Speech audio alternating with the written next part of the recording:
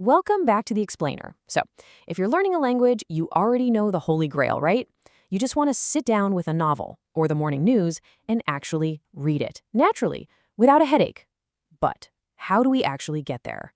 Let's dive into the science of it. It's the ultimate frustration. You grind through flashcards, you crush your daily app streak, and then, feeling super confident, you open a real book and just hit a massive, demoralizing wall of gibberish.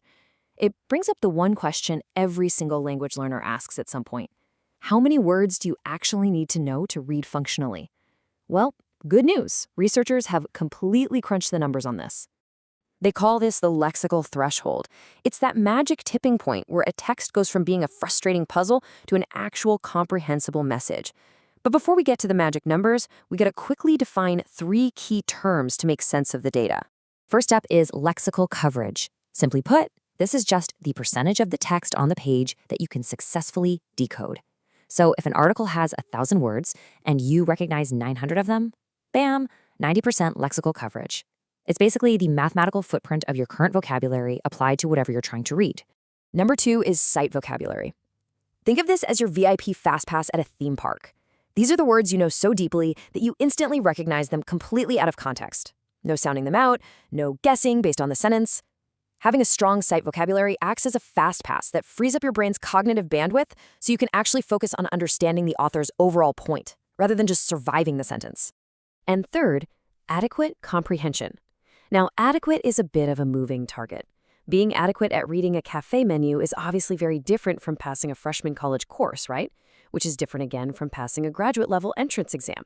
For the data we're about to look at, adequate comprehension means surviving and actually thriving in university-level academic reading.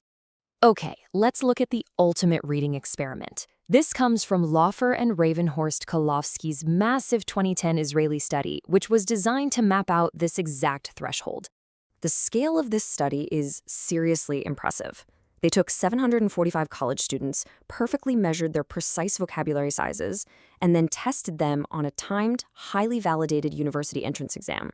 And by cross-referencing what the students knew with the exact lexical frequency of the words on the test, they uncovered something fascinating. When they grouped the students into 1,000-word vocabulary intervals, a super clear trend popped up. A 1,000-word vocabulary gave an average reading score of 83 out of 150, and as vocabulary grew, those scores climbed in a really straightforward, linear progression, peaking at a score of 122 for the elite 5,000-word group. More words equals better reading.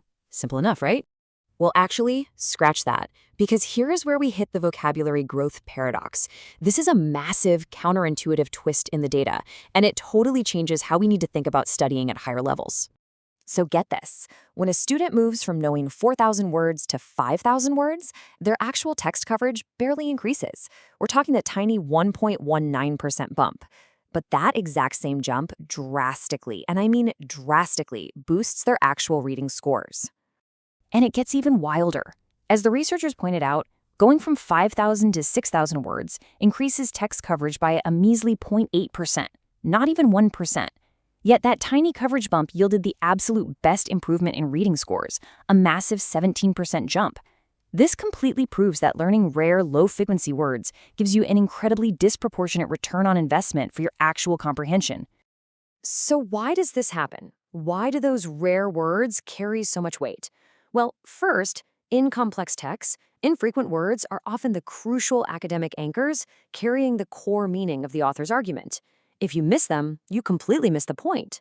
Plus, having a bigger vocabulary naturally builds that superior decoding automaticity.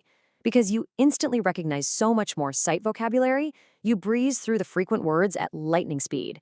It basically unlocks your mental bandwidth to navigate the deep meaning of the overall text. All right, time for the big reveal. After all this data crunching, what are the actual magic numbers? The researchers established 2 distinct thresholds depending on what your end goal is. The first target is 4,000 to 5,000 word families. This represents what they call the minimal threshold. If you hit 4,000 to 5,000 words, you've got the absolute baseline needed to function in an academic environment.